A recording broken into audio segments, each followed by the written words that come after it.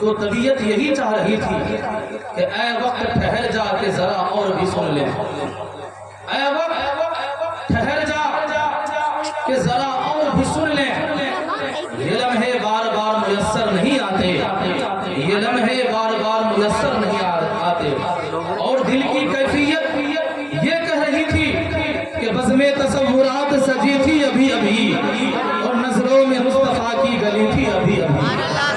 معلوم کر رہے تھے فرشتوں سے جبرائیل، معلوم کر رہے تھے فرشتوں سے جبرائیل، اس کی زبان پر نعت نبی تھی ابھی ابھی، اس کی زبان پر نعت نبی تھی ابھی ابھی۔ معزز سامعین کرام، آپ حضرات ماشاءاللہ بڑے خوش نصیب والے ہیں، سبحان اللہ، اور ماشاءاللہ کی داد بھی جو ہے دے رہے ہیں، نام اعمال میں نیکیاں بھی جمع کر رہے ہیں۔ اللہ اکبر، کیا کہنے آپ کے نصیب کے۔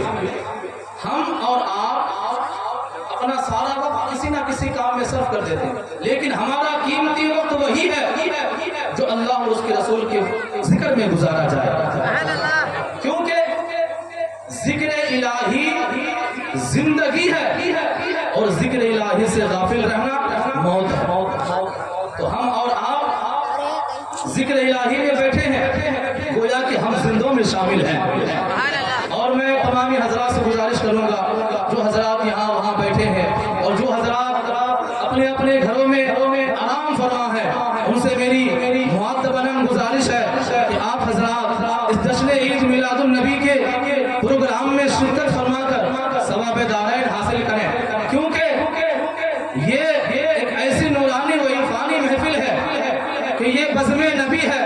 آنکھوں سے چل کے جہاں کہیں بھی حضرات موجود ہے، ان سے میری گزارش ہے کہ یہ جشن عید میلاد النبی ہے، آنکھوں سے چل کے وہ آئیں گے مدینے سے، تو گھر سے چل کے وہ آئیں گے مدینے سے، تو گھر سے چل کے اس محفل میں صرف ہم ہی نہیں، محمد عربی صلی اللہ علیہ وسلم بھی تشریف فرما۔ علماء کرام سے میری گزارش ہے کہ آپ اسٹیج پر جو ہے جلوہ افروز ہو جائیں، تشریف لے آئیں۔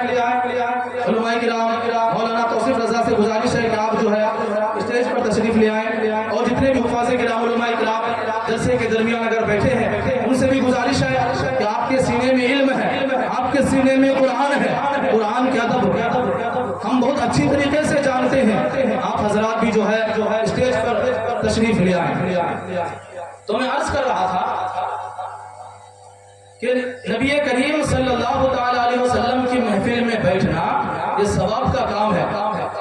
جب آقا علیہ الصلوۃ والسلام کا فرمان عالی شان ہے، جہاں ذکر الہی ہوتا ہے، جہاں محفل سجائی جاتی ہے، اس محفل میں صرف انسان ہی نہیں، اللہ کے مقدس فرشتے بھی حاضر ہوتے ہیں۔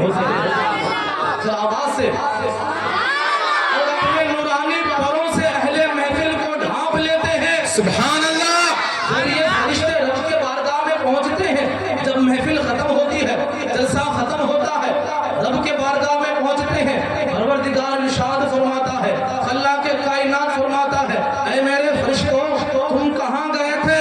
فرشتے عرض کرتے ہیں، اے رب کریم ہم تیرے ایک ایسی محفل میں گئے تھے جہاں تیرا اور تیرے محبوب کا ذکر ہو رہا تھا۔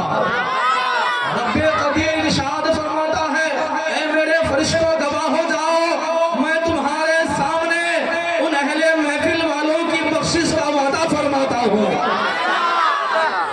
ہماری بخشش کا وعدہ رب قدیر فرما رہا ہے، کیوں؟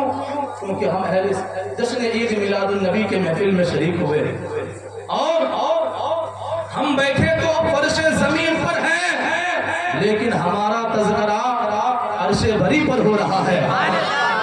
اس کی تائید قرآن کریم کی آیت کریمہ سے ہوتی ہے، فَاذْكُرُونِي أَذْكُرْكُمْ وَاشْكُرُوا لِي وَلَا تَكْفُرُونَ، تم مجھے یاد کرو میں تمہارا چرچا کروں گا۔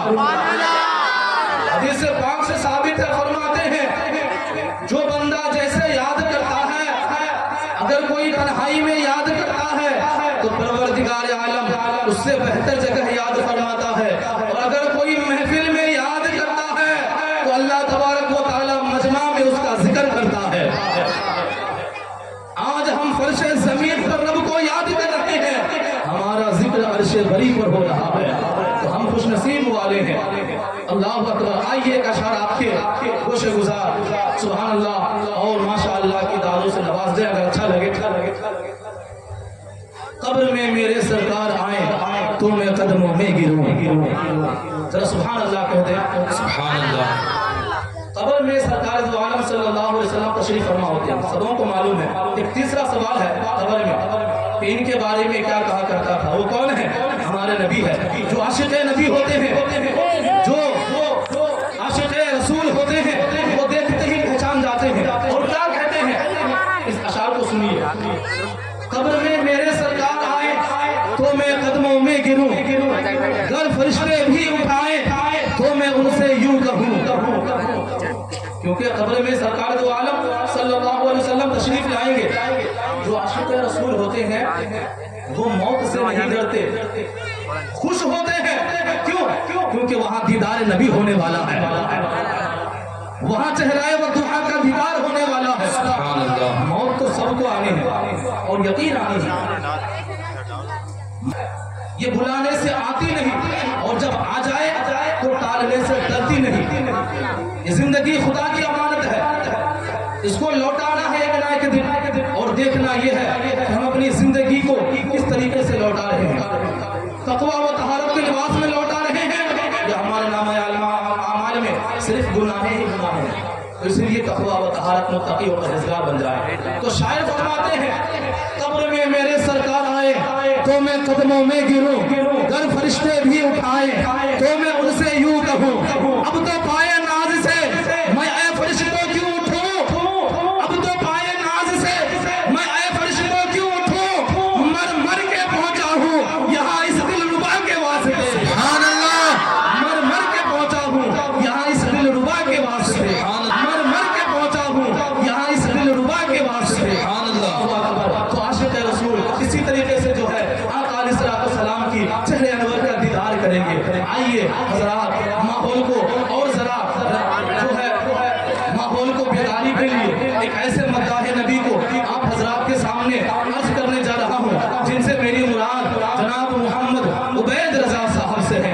उनसे आने से कबल मैं ये कहना मुनासिब समझता हूँ कि एक नया अंदाज लेकर आओ बज़्म नाज़ में, एक नया अंदाज लेकर आओ बज़्म नाज़ में। सारी महफिल झूम उठे बस आप ही की आवाज में। और न दौलत न अज़मत न शोहरत की बातें, न दौलत न अज़मत न शोहरत की बातें, सुनाओ हमें बस मदीने की बातें, सुनाओ हमें बस मदीने की बातें। जनाब